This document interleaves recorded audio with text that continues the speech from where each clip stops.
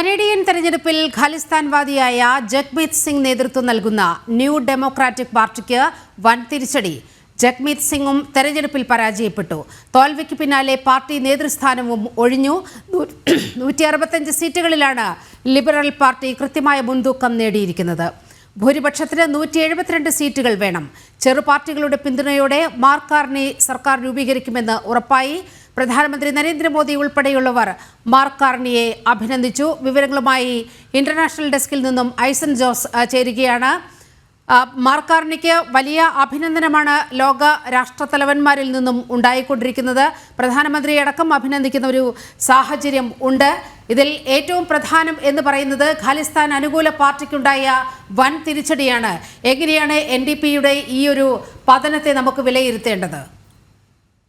നിലിമ, തീർച്ചയായും NDPയുടെ പരാജയം അല്ലെങ്കിൽ ന്യൂ ഡെമോക്രാറ്റിക് പാർട്ടി നേതാക്കളുടെ തോറ്റ പ്രമുഖർ എന്ന് തന്നെ പറയാവുന്ന രീതിയിൽ കാനഡയിലെ തെരഞ്ഞെടുപ്പിലെ ചില വ്യതിയാനങ്ങൾ നമ്മൾ നേരിട്ട് കണ്ടു. അവരുടെ പ്രധാനപ്പെട്ട ജഗ്മീത് സിംഗ് എന്ന് പറയുന്ന MP കൂടിയായ, നേരത്തെ വിവിധങ്ങളായ വിഷയങ്ങളിൽ കൃത്യമായ നിലപാടുകൾ പാർലമെൻറ്റിലും അല്ലാതെ മാധ്യമങ്ങളിലുമൊക്കെ പറഞ്ഞിരുന്ന ന്യൂ ഡെമോക്രാറ്റിക് പാർട്ടിയുടെ നേതാവ് ജഗ്മീത് സിംഗ്, ഖാലിസ്ഥാൻ പിന്തുണയോടെ പ്രവർത്തിക്കുന്ന പാർട്ടിയുടെ നേതാവ് ജഗ്മീത് സിംഗ് തൻ്റെ മണ്ഡലത്തിൽ തോറ്റു, അല്ലെങ്കിൽ തൻ്റെ പാർലമെൻറ്റ് സീറ്റിൽ തോറ്റു എന്നാണ് ഇപ്പോൾ നമുക്ക് ലഭ്യമാകുന്ന വിവരം.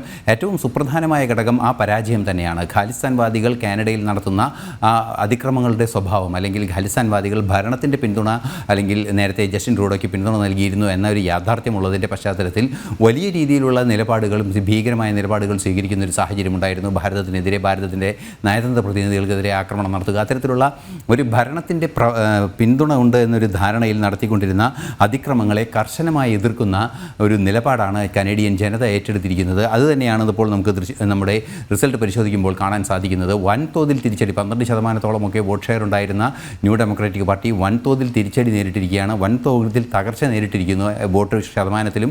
അതുപോലെ തന്നെ മറ്റു തിരഞ്ഞെടുക്കപ്പെട്ട സ്ഥാനാർത്ഥികളുടെ കാര്യത്തിലും. മറ്റൊരു സുപ്രധാന വിഷയം എടുത്തു പറയേണ്ടത് മാർക്ക് കാർണിയുടെ വിജയം തന്നെയാണ്. ജസ്റ്റിൻ ട്രൂഡോയ്ക്കെതിരായ ജനകീയ വികാരം കൃത്യമായി മുന്നിൽ കണ്ട് ലിബറൽ പാർട്ടി ജസ്റ്റിൻ ട്രൂഡോയോട് രാജിവെക്കാൻ നിർദ്ദേശിക്കുകയും, നേരത്തെ സൂചിപ്പിച്ചതുപോലെ NDP ഉൾപ്പെടെയുള്ള ഘടകകക്ഷികൾ അല്ലെങ്കിൽ പിന്തുണയ്ക്കുന്ന പാർട്ടികളെല്ലാം തന്നെ പിന്തുണ പിൻവലിക്കുകയും ചെയ്ത പശ്ചാത്തലത്തിലാണ് ഏതാണ്ട് ഒരു 1.5 മാസം മുമ്പ് മാർക്ക് കാർണി അധികാരമേൽക്കുന്നത്.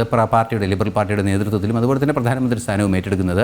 ഉടൻ തന്നെ തെരഞ്ഞെടുപ്പിനുള്ള നീക്കങ്ങളിലേക്ക് പോവുകയായിരുന്നു. ഇന്ന് 28-ന് നടന്ന തെരഞ്ഞെടുപ്പിൽ 168 സീറ്റുകളാണ് ലിബറൽ പാർട്ടി നേടിയിരിക്കുന്നത്. 168 സീറ്റുകൾ എന്ന് പറയുമ്പോൾ നമുക്കറിയാവുന്നതാണ്, 343 സീറ്റുകളാണ് പാർലമെൻറ്റിലുള്ളത്. അതിൽ 172 സീറ്റുകൾ ലഭിച്ചാൽ മാത്രമാണ് ഭൂരിപക്ഷം ഉണ്ടാകുക, സർക്കാർ രൂപീകരിക്കാൻ സാധിക്കുക. ആ ഒരു സാഹചര്യത്തിൽ 4 അംഗങ്ങളുടെ, ചെറു പാർട്ടികളിൽ നിന്നുള്ള 4 അംഗങ്ങളുടെ പിന്തുണ കൂടി ഉണ്ടായാൽ മാർക്ക് കാർണിക്ക് കൃത്യമായ ഭൂരിപക്ഷത്തോടെ സർക്കാർ രൂപീകരിക്കാനുള്ളൊരു സാഹചര്യം ഉണ്ടാകും. അതേസമയം നേരത്തെ പേറി പോളിവർ ഉൾപ്പെടെയുള്ള നേതാക്കൾ പരാജയപ്പെട്ട ഒരു സാഹചര്യം കൂടിയുണ്ട്. അത്തരത്തിൽ കൺസർവേറ്റീവ് പാർട്ടി വീണ്ടും പ്രതിപക്ഷത്തിരിക്കുന്ന ഒരു സാഹചര്യവും, അതുപോലെ തന്നെ ലിബറൽ പാർട്ടി മുന്നോട്ട് പോകുന്ന ഒരു സാഹചര്യവുമാണ് ഈ തെരഞ്ഞെടുപ്പിൽ കണ്ടത്. കാനഡയുടെ തെരഞ്ഞെടുപ്പ് ഏറ്റവും നിർണായകമാണ്. കാരണം നിരവധി ഭാരതീയർ അവിടെയുണ്ട്. ഖാലിസ്ഥാൻ്റെ ഒരു നിലപാട്, ഖാലിസ്ഥാൻ അനുകൂല നിലപാട് വേണ്ട, അല്ലെങ്കിൽ ഖാലിസ്ഥാനെ വേണ്ട എന്നൊരു തീരുമാനം കനേഡിയൻ ജനത എടുത്തിരിക്കുന്നു. അതുപോലെ തന്നെ, അല്ലെങ്കിൽ അവരുടെ സാന്നിധ്യം അത്ര കണ്ട് വേണ്ട എന്നൊരു തീരുമാനം സാങ്കേതികമായി പറഞ്ഞാൽ അത്തരത്തിൽ എടുത്തിരിക്കുന്നു. മാത്രമല്ല, ഭാരതത്തെ സംബന്ധിച്ചിടത്തോളം കൃത്യമായ നിലപാടുകൾ അറിയിക്കേണ്ട ഒരു സാഹചര്യം കൂടിയുള്ള ഒരു പശ്ചാത്തലത്തിൽ കൃത്യമായി പ്രധാനമന്ത്രിയുടെ അഭിനന്ദനമെല്ലാം തന്നെ എത്തിയിട്ടുണ്ട്. എങ്കിൽ കൂടി തുടർന്നുള്ള നടപടികളിൽ ഭാരത വിരുദ്ധ നിലപാടുകൾ ഖാലിസ്ഥാൻ വിഷയത്തിൽ സ്വീകരിക്കാനുള്ള ഒരു നീക്കം മാർക്ക് കാർണിയുടെ ഭാഗത്തു നിന്നുണ്ടാകില്ല എന്ന ഒരു എൻഡോഴ്സ്മെൻറ്റ് കൂടി നമുക്ക് ഇക്കാര്യത്തിൽ വായിച്ചെടുക്കാൻ സാധിക്കുന്നുണ്ട്. എന്തു തന്നെയായാലും വരുന്ന മണിക്കൂറുകളിൽ കൃത്യമായൊരു ചിത്രം, എത്ര ഭൂരിപക്ഷത്തോടെ ആര് സർക്കാർ രൂപീകരിക്കും, അതായത് മാർക്ക് കാർണിയുടെ ഭൂരിപക്ഷം എത്രയാകും, മാർക്ക് കാർണിയെ എത്ര ഭൂരിപക്ഷത്തിൽ സർക്കാർ രൂപീകരിക്കുമെന്നത് സംബന്ധിച്ചുള്ള വിവരങ്ങൾ അല്പസമയത്തിനകം നമുക്ക് ലഭ്യമാക്കുകയും ചെയ്യാൻ. ഐസൻ, ഈ ജഗ്മീത് സിംഗിന്റെ കാര്യം എടുക്കുകയാണെങ്കിൽ, കാനഡയിൽ ഇരുന്നു കൊണ്ട് ഈ ഭാരതത്തിൽ വലിയ വിഘടനവാദ പ്രവർത്തനങ്ങൾക്ക് നേതൃത്വം നൽകിയ ഒരാളാണ്. അയാളാണ് പഞ്ചാബിനെ വിഭജിച്ച് രാജ്യത്ത് നിന്നും വെട്ടുമാറ്റി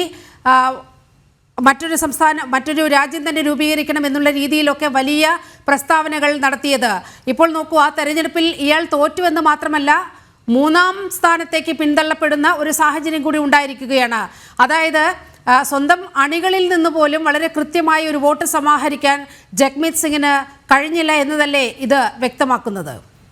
തീർച്ചയായും നീലിമ, ജഗ്മീത് സിംഗിന് വോട്ട് ശേഖരിക്കാൻ സാധിച്ചില്ല എന്നത് മാത്രമല്ല, അദ്ദേഹത്തിൻ്റെ പ്രഭാവം അല്ലെങ്കിൽ അദ്ദേഹത്തിൻ്റെ സാന്നിധ്യം പോലും, അദ്ദേഹത്തിൻ്റെ സ്വാധീനം പോലും കുറഞ്ഞിരിക്കുന്നു എന്നാണ് ഇതിൽ നിന്നും മനസ്സിലാക്കാൻ സാധിക്കുന്നത്. നമുക്കറിയാവുന്നതാണ്, വർഷങ്ങളായി കാനഡയിൽ താമസിക്കുന്ന നിരവധി സിഖ് മതസ്ഥരുണ്ട്. അവരെ എല്ലാം തന്നെ മറ്റൊരു രീതിയിൽ ചിന്തിക്കാൻ പ്രേരിപ്പിക്കുന്ന, അല്ലെങ്കിൽ ഭീകരമായൊരു സ്വഭാവത്തോടെ ചിന്തിക്കാൻ പ്രേരിപ്പിക്കുന്ന, അതിനെ പല ന്യായീകരണങ്ങളും കണ്ടെത്താൻ അദ്ദേഹത്തിന് സാധിക്കുന്നുണ്ട് എങ്കിൽ കൂടി അതൊന്നും അംഗീകരിക്കാനാവില്ല എന്ന നിലപാട് കനേഡിയൻ ജനതയിലെ സിഖ് വിഭാഗങ്ങൾ, ശക്തമായ സിഖ് സ്വാധീനമുള്ള വിഭാഗങ്ങൾ ഖാലിസ്ഥാനെ തള്ളിപ്പറഞ്ഞിരിക്കുന്നു. അതായത് ഒരു സ്വതന്ത്ര രാഷ്ട്രവാദം, അത്തരത്തിൽ നേരത്തെ നമുക്കറിയാവുന്നതാണ് പല ക്ഷേത്രങ്ങളിൽ ആക്രമണം നടത്തുക, അത്തരത്തിലുള്ള പല ഭീകര സ്വഭാവമുള്ള സ്വസ്ഥതയെ കെടുത്തുന്ന പല പ്രശ്നങ്ങളും അവിടെ ഉയർത്തി വരുന്ന ഒരു സാഹചര്യമുണ്ടായിരുന്നു. അത് തങ്ങളുടെ നിലനിൽപ്പിനെ തന്നെ പ്രതികൂലമായി ബാധിക്കുമെന്ന തിരിച്ചറിവിൻ്റെ കൂടി അടിസ്ഥാനത്തിലാണ് സ്വാഭാവികമായും ജഗ്മീത് സിംഗിനെ സംബന്ധിച്ചിടത്തോളം വലിയ തിരിച്ചടി ഉണ്ടായിരിക്കുന്നത്. 3ാം സ്ഥാനത്തേക്ക് പോയിരിക്കുന്നു. അദ്ദേഹത്തിൻ്റെ പാർട്ടി തന്നെ വോട്ട് ഷെയറിൽ തന്നെ പിന്നാക്കം പോയിരിക്കുന്നു എന്നതാണ് ഏറെ ഗൗരവമർഹിക്കുന്നൊരു വിഷയം. അതിലേറ്റവും പ്രാധാന്യത്തോടെ നോക്കിക്കാണേണ്ടത്, ലോകം തീവ്രവാദത്തിനെതിരായി മുന്നോട്ട് പോകുന്ന ഒരു സാഹചര്യത്തിൽ അതേ വേവ് ലെങ്തിൽ